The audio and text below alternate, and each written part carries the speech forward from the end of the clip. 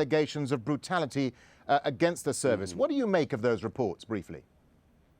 Well, I think that it's very clear that the U.S. and Egypt had a very close relationship between not only their militaries, but also with the police officials, and particularly with the Ministry of Interior. And that was part of an effort to bring in more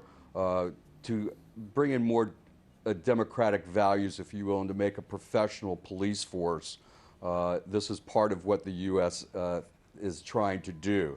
At the same time, in these documents, as you mentioned a moment ago, you're seeing that the embassy was seeing a completely different story. So this, and this is going back to the State Department, obviously, and perhaps circulated to other folks throughout the Washington, D.C. bureaucracy. What you basically have is a couple of different agencies in Washington, D.C. that are trying to achieve certain goals, and sometimes those goals compete against each other. Hisham Safi Eldon, I mean, that's an important point about this issue here of the collaboration between the American and the Egyptian intelligence and security services. But there are reports compiled by, I think it's Amnesty International, that terror suspects under the Extraordinary Rendition Program were brought to Egypt. They were allegedly tortured. This is something the Egyptian government even acknowledged in 2005, that the US transferred something like between 60 and 70 detainees to Egypt since 2001. I mean, what have you been hearing? Well, I have to say that the collaboration between Egypt and the United States is a perfect model that has to be followed. I mean, I'm not blaming them for handing over some criminals who committed crimes. Those people we are talking about who have been involved in activities, criminal activities, and it was proving the guiltiness of them by planning, conspiring, doing terrorism activities, not only in the region here, but in global perspective. However, those people, I'm not sure we are talking about the very same people, but those people were mostly condemned in some terrorism activities because the United States government is very keen not to handle any suspect that might be mistreated or even lead to his death under some torture or something like this. They can't take this blame. Hossam El-Hamalawi, let me put that point to you, because I saw you shaking your head there. I mean, Amnesty International goes on to... Yes, that's not a perfect model at all. Yeah. That's not a perfect model at all. I mean, the so-called Western democracies who preach every day like democracy should not support, whether it's financially or militarily, any of the third world dictatorships, let alone the Mubarak's dictatorship.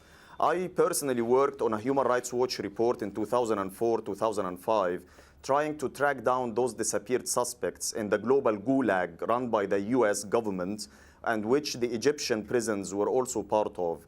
The majority of those detainees that were sent to us from abroad on these ghost planes, these detainees, most of them were actually innocent. They just happened to be at the wrong place at the wrong time.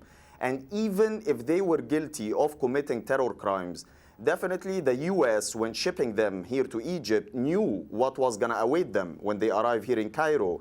And that did not disappoint actually the Americans. Those suspects, as soon as they arrived, and many of them were taken to the state security headquarters in Nasr City, which we stormed yesterday because it's so close to the airport. That's why the regime built it there, so as to avoid the downtown traffic when it came to shipping those high-price value detainees.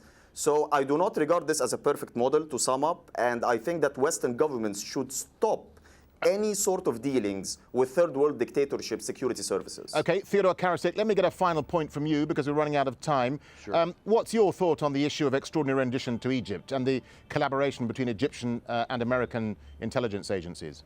It was a system that was in place. I think that it was, as I mentioned before, part of America's outreach. I do agree with the previous speaker that there needs to be a reassessment, if you will, of this type of collaboration.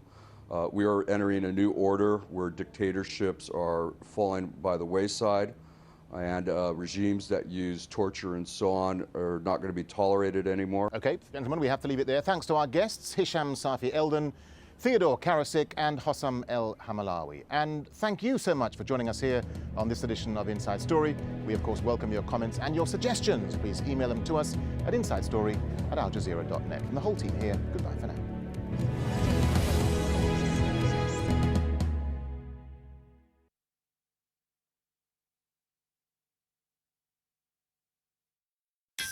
If you're a Nokia user, you can download AlJazeera's news widget from Nokia's Ovis store.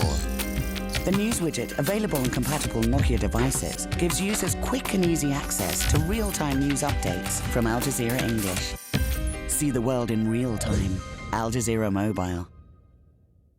On the next Rizkan show, 1,000 women dying every day. That's roughly the toll from pregnancy and childbirth-related issues, all largely preventable. We look at maternal health issues. Rizkan, at this time on Al Jazeera. You don't fight threats, you fight enemies. Our core function remains the territorial defense of our populations and our member states. Sanctions. Do you think they will work? A huge number of Western forces have not made huge progress. The public no longer even believes that, we are there because we are building democracy. Our empire is imploding. It itself is an illusion. Empire with Marwan Bashar on Al Jazeera. A history of guerrilla warfare. A place on the global stage. They were an organization created for a stateless population. But before fighting for their land, why did the PLO fight for independence from their Arab neighbors? Chronicling the turbulent story of the struggle for a Palestinian homeland. PLO, History of a Revolution, at this time on Al Jazeera.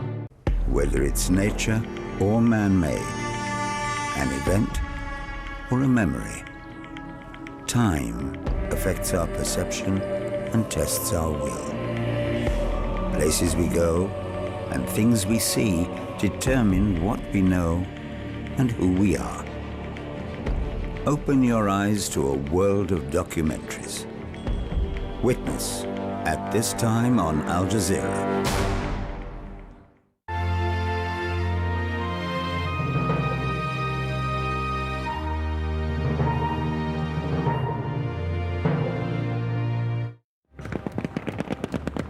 Pushing east, pro-Gaddafi forces advance towards the opposition-held oil town of Ras Lanuf.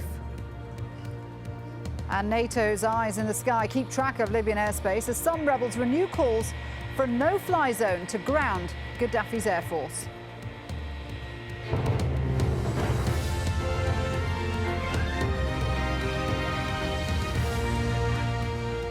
Hello there, you're watching Al Jazeera live from Doha. I'm Shuli Ghosh. Also coming up.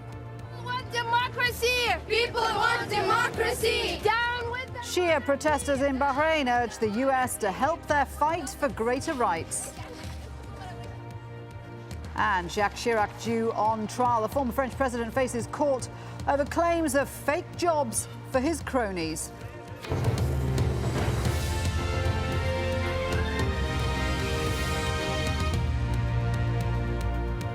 What began as a series of anti-government protests is now looking more and more like the beginning of